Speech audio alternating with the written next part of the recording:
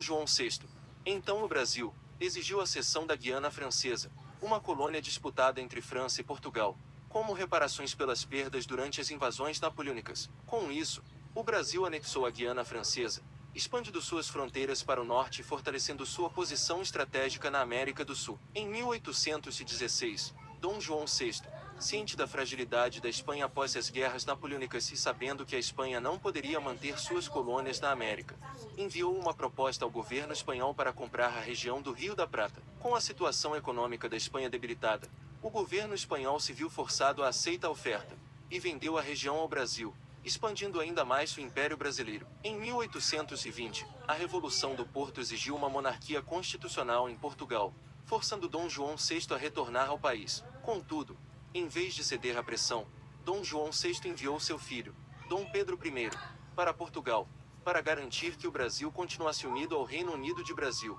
Portugal e Algarves, e para preservar a estabilidade do Império. Dom João VI permaneceu no Brasil, assumindo uma posição estratégica de liderança, enquanto Dom Pedro I gerenciava a situação política em Portugal. Aproveitando a popularidade e influência que estava no Brasil, ele decidiu abolir a escravidão no Brasil. Em 1822, a Bolívia, que ainda estava em processo de emancipação da Espanha com medo de cair nas mãos de Simão Bolívar, propôs a anexação ao Brasil para garantir sua segurança e independência. Dom João VI concordou com a proposta, e a Bolívia passou a ser parte do Império Brasileiro. Quando Bolívar, com sua ideia de proclamar independência em todas as colônias espanholas, tentou invadir o Brasil para libertar a Bolívia, ele encontrou forte resistência do exército lusitânico, que havia sido previamente mobilizado para proteger a região. Vendo que a região estava muito bem militarizada, Simão Bolívar decide recuar, mas tem grandes baixas no processo. Ao ver que Simão Bolívar e suas tropas recuaram, as tropas lusitânicas foram atrás após perder diversas batalhas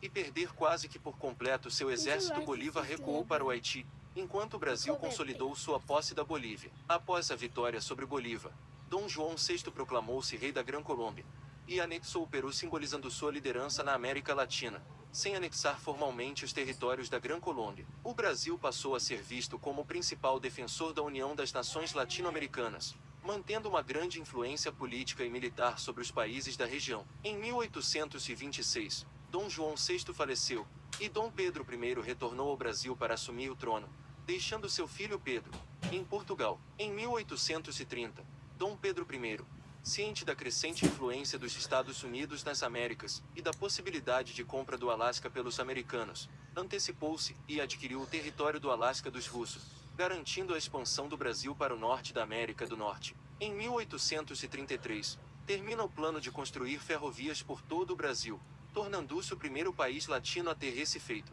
Dom Pedro I faleceu em 1839, e seu filho, Dom Pedro II, com apenas 13 anos, foi coroado rei do Reino Unido de Brasil, Portugal e Algarves. Dom Pedro II também foi reconhecido como rei da Grã Colômbia, consolidando o Brasil como a potência líder da América Latina e assegurando a unidade do Império. Em 1840, o Brasil, por meio de uma companhia de colonização, iniciou a exploração e a colonização da Papua Nova Guiné. O Brasil expulsou as potências coloniais que tentaram tomar posse da região, como britânicos e holandeses, estabelecendo o controle do território, integrando ao Reino Unido de Brasil, Portugal e Algarves. Em 1864, Dom Pedro II, já no trono, formou uma aliança com seu primo Maximiliano de Habsburgo, imperador do México, e com seu outro primo Francisco José, imperador da Áustria. Aproveitando a guerra civil nos Estados Unidos, Dom Pedro II e Maximiliano exigiram territórios do México, como o Texas, que haviam sido perdidos para os Estados Unidos. Quando os confederados se recusaram a ceder, Maximiliano, com o apoio do Brasil e da Áustria, invadiu os territórios confederados, forçando os confederados a aceitar a devolução do Texas ao México. Com a vitória, Maximiliano consolidou seu poder no México, que passou a ficar sob forte influência do Brasil. Em 1870, o Reino Unido de Brasil, Portugal e Algarves, liderado por Dom Pedro II, impôs seu sobrinho, Dom Luís I, como rei da Espanha, o que provocou um grande descontentamento no Reino Unido. Temendo a ascensão do Reino Unido de Brasil, Portugal e Algarves como uma potência europeia, o Reino Unido declarou guerra ao Reino Lusitânico. A guerra começou com as forças lusitanas e espanholas iniciando uma série de invasões. As tropas russas invadiram as ilhas britânicas no Caribe, tomando as colônias de Barbados e a Guiana Britânica. Simultaneamente, as forças do Reino Unido Lusitânico avançaram sobre a Guiana Holandesa. Os Estados Unidos, aliados do Reino Unido desejosos de recuperar o Texas perdido para o México, entraram na guerra contra os três primos. Os Estados Unidos encontraram resistência feroz nas fronteiras mexicanas. A guerra no norte do continente se intensificou à medida que os mexicanos reforçaram sua defesa, mas os Estados Unidos ainda conseguiram algum avanço no território mexicano. Na América do Sul, o Paraguai e a Argentina se aliaram ao Reino Unido e tentaram invadir o Brasil. Porém, o exército luso respondeu com força, derrotando rapidamente as tropas argentinas e paraguaias. O Brasil invadiu os dois países, anexou o Paraguai e os integrou ao território brasileiro. Enquanto as batalhas do continente americano se intensificavam, o Império Britânico também avançava na África e no Mediterrâneo. As tropas brasileiras invadiram as ilhas britânicas no Mediterrâneo, como Malta e Chipre, e conquistaram a colônia do Cabo na África, criando um corredor estratégico até Angola e Moçambique, na Índia. O Reino Unido tentou tomar cidades de influência lusitana, mas enfrentou uma resistência impenetrável. As fortalezas lusitanas na região se mostraram intransponíveis, frustrando as tentativas britânicas de expansão. As tropas lussas reforçaram suas defesas e mantiveram sua posição. As forças lussas e austríacas, junto aos espanhóis, viram que não seria possível fazer um desembarque pelo mar na Holanda. Então, aproveitando a fraqueza da França, marcharam pelo território francês e avançaram rapidamente até Paris. As tropas britânicas, sabendo disso, tentaram enviar tropas para a França, mas não conseguiram impedir o avanço, e Dom Pedro restaurou a monarquia francesa. Vendo isso, a Alemanha ficou insatisfeita pela influência lusitana na Europa. Para conter o descontentamento da Alemanha, foi enviada uma proposta da Alemanha entrar na guerra ao lado deles.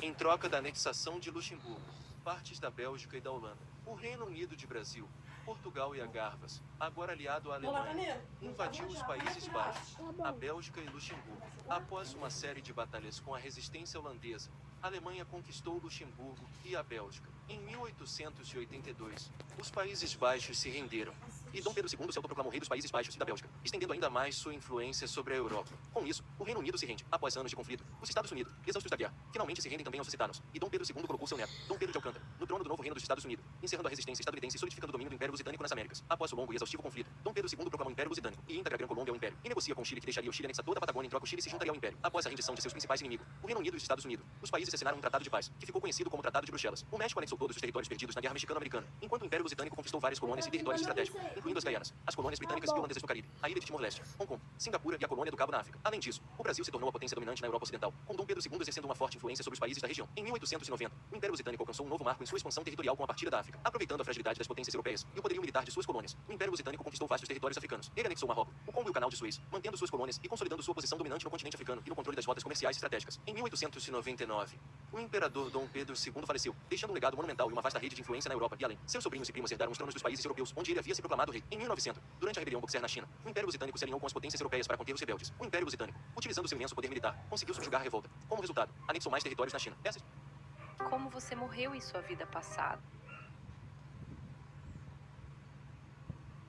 Aumentou ainda mais sua influência global. Após a rebelião Boxer, o Império Lusitânico formou uma aliança com os países sob sua influência e outras potências europeias, buscando garantir a paz mundial e evitar novos conflitos. Essa coalizão de forças estabeleceu uma era de estabilidade política, onde o Imperador Lusitânico atuou como mediador entre as grandes potências, promovendo a paz e a cooperação internacional. Em 1901, o Brasil viu a oportunidade de criar um canal no Panamá que facilitaria o comércio. Então, o Brasil iniciou a construção do Canal do Panamá, que foi inaugurado no final do mesmo ano. Em 1906, o nome de Santos Dumont entrou para a história quando, em Paris, ele fez o 14 bis decolar, tornando-se o primeiro avião a voar com sucesso em público. Esse voo foi uma verdadeira revolução e colocou o Brasil no cenário internacional como um líder no campo da aviação. O governo brasileiro, percebendo o impacto de suas invenções, passou a se envolver mais ativamente na promoção do desenvolvimento aéreo no país. Graças a esse apoio, o Brasil não só reconheceu os feitos de Santos Dumont, mas também iniciou o investimento na indústria aeronáutica brasileira, que se tornou responsável pela construção de aviões de destaque mundial. A história de Santos Dumont e o apoio do Brasil não apenas marcaram a aviação globalmente, mas também mostraram como a colaboração entre visionários e o governo pode transformar um sonho em realidade. Em 1910, após invadir a Coreia, o Japão foi notificado de que deveria cessar seu expansionismo, sob a ameaça de uma coalizão de potências lideradas pelo Império Lusitânico, para evitar que o Japão desafiasse o equilíbrio de poder mundial. Em 1930, com o colapso do Império Otomano, diversas facções e grupos lutaram pelo controle da região. O Império Lusitânico, preocupado com a estabilidade, decidiu intervir militarmente para restaurar reinos vassalos na região, garantindo a continuidade da sua hegemonia na Ásia Menor e no Oriente Médio, e ganhando grandes reservas de petróleo, deixando o Império Lusitânico numa posição muito vantajosa. Em 1960, o Tratado Antártico foi assinado, com o Império Lusitânico adquirindo toda a Antártida. Esse acordo reforçou o domínio global do Império Lusitânico, garantindo acesso a vastos recursos naturais e consolidando sua influência nos dois polos do planeta. Com as crescentes dificuldades em manter seu vasto império colonial, o Império Lusitânico começou a integrar suas colônias diretamente às metrópoles, transformando-as em províncias e regiões administrativas do Império. Apenas Marrocos ganhou independência, mas continuou sob forte influência lusitana. Esse processo de integração das colônias ocorreu ao longo da década de 1970, refletindo a adaptação do Império à modernidade. Em 1975, a Índia conquistou sua independência e, desejando expandir sua influência, tentou invadir as cidades lusitanas no subcontinente. Porém, as forças lusitanas, bem treinadas e picarusas, repeliram a invasão em um contra-ataque rápido. Marcharam até a capital indiana, Nova Delhi. Após a derrota da Índia, um estado fantoche foi estabelecido, com o Brasil tendo uma presença estratégica e de influência direta na região. Esse acontecimento selou o Império Lusitânico como a maior potência global do século XX. O Brasil,